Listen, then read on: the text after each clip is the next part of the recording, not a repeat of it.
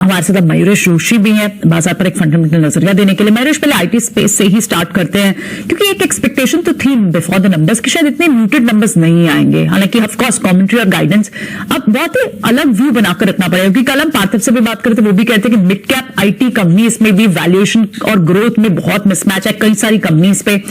H2 कई कंपनियों ने कहा है कि सेकेंड हाफ बेहतर होगा। तो अब कैसे एक स्ट्रैटेजी बनानी चाहिए? अब भी क्लैरिटी व्यूवर्स को अगर चाहिए कि आईटी पर व्यू बनाएं, मिड कैप आईटी को चूज करें, लार्ज कैप आईटी को चूज करें, या फिर कंपनी टू कंपनी स्पेसिफिक नजरिया अब भी रखना पड़ेगा? मॉर्निंग प्रियंका, नहीं, you will have to have a very stock specific view. अगर आप नतीजे देखेंगे तो विप्रो के बहुत ही निराशाजनक नतीजे थे, जो एक्सपेक्टेशन अब बांध के चल रहे हैं in terms of IT services growth in the case of Wipro, ये वीक रह सकती है। इनफैक्ट जो नेगेटिव गाइडेंस उन्होंने Q3 के लिए अलॉन्ग विद जो वेज हाइक के जो एक प्रावधान आएंगे, उससे मार्जिन पे भी दबाव आएगा। इन्फोसिस और TCS के भी केस में ऑर्डर विन्स बढ़िया थे। सिमिलरली मैं विप्रो थी $1.3 बिलियन के जो ऑर्डर्स थे वो ठीक ठाक थे, बट क्या ये सस्टेनेबल रहेंगे specifically in the second half, जब एक ट्रेडिशनली वीक क्वार्टर होता है Q3 because of longs, Christmas holidays, working days कम होते हैं, और Q4 में अगर परिस्थिति थोड़ी बिगड़ती है अमेरिका में या यूरोप में as far as recessionary conditions are concern, तो discretionary spending specifically large ticket items यहाँ पे आ सकता है। If you probably look at the mid cap IT space, happiest minds के मैनेजमेंट कल सुन रहा था, उनका भी कहना ये है कि थोड़ा उनको दबाव प्रॉबेबली दिख रहा है इन टर्म्स ऑफ डिमांड, थोड़ा पुशबैक डेफिनेटली हो रहा है क्लाइंट्स की तरफ से, और थोड़ा अगर मैक्रो दबाव बढ़ता है इकोनॉमीज के ऊपर तो क्या प्राइसिंग प्रेशर भी आ सकते हैं इन द सेकंड हाफ। ये चीजें देखनी बहुत जरूरी है। As far as valuations are concerned, mid cap IT obviously I think compare to its own comparisons, और अगर लार्ज कैप के साथ कंपेयर करें, जो एक गैप था, आई थिंक वो गैप मिड कैप आईटी कंपनियों ने अच्छा खासा भर चुका है। काफी मिड कैप आईटी क्षेत्र लेट स्टेज बेसिस में, जैसे हम देखते हैं मार्केट्स में इंडिया में, विच मीन्स दैट अगर कुछ भी नतीजे बिलो एक्सपेक्टेशंस रहे, कमेंट्री थोड़ी भी खराब रही, I think massive profit booking भी शायद specific stocks within this sector आ सकते हैं।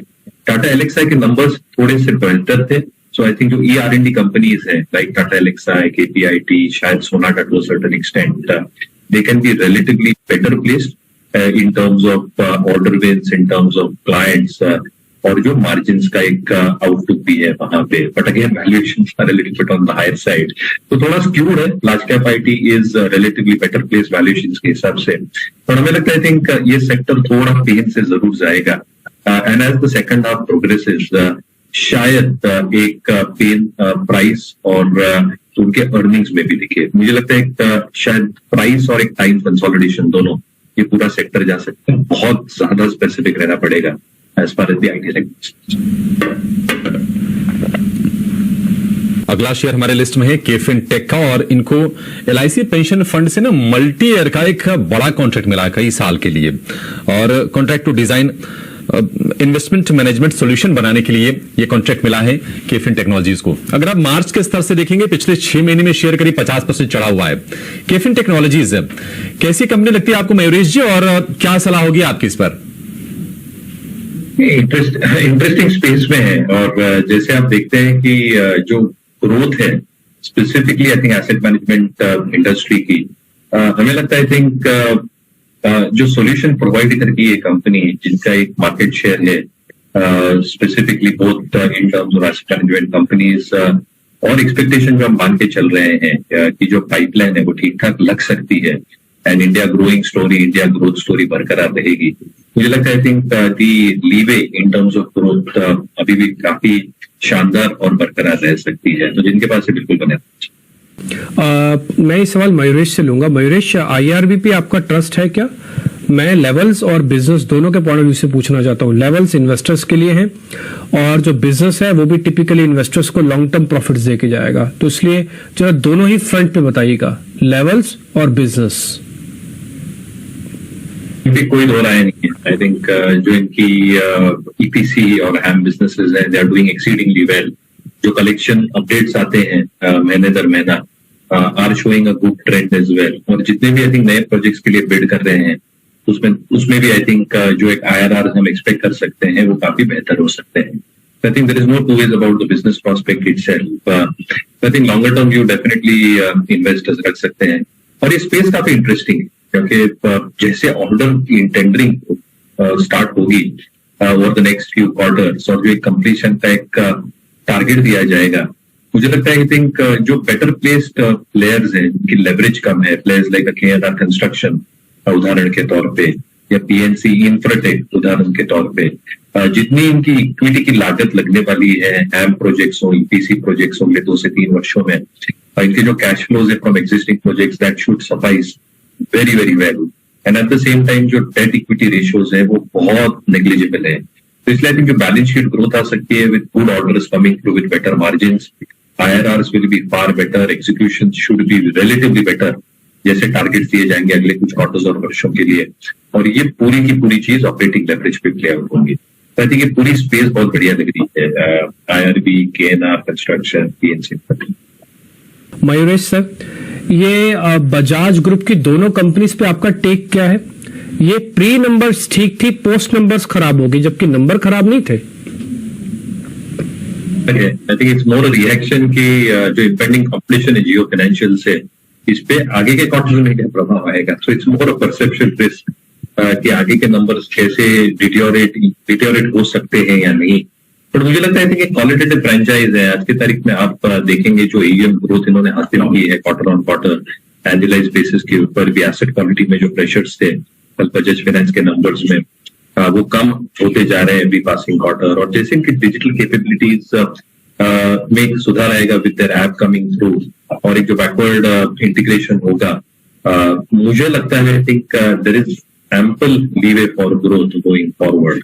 थोड़े डेफिनेटली कॉशियस है this juncture in terms of specifically their unsecured portfolios, और इसलिए मुझे लगता है I think even the advances growth जो इन्होंने बेस पे अचीव की है आई थिंक कमेंडेबल है। मुझे लगता है I think next few quarters शायद 1 से 2 क्वार्टर थोड़ी स्टेबिलिटी रहेगी in terms of how the finances are moving along, और उसके बाद आई थिंक जो एक नॉर्मल ट्रेजेक्टरी है I think they should come back to that. End of the day qualitative franchise है जिनके पास आई थिंक बिल्कुल बेटर फ्रेंचाइज।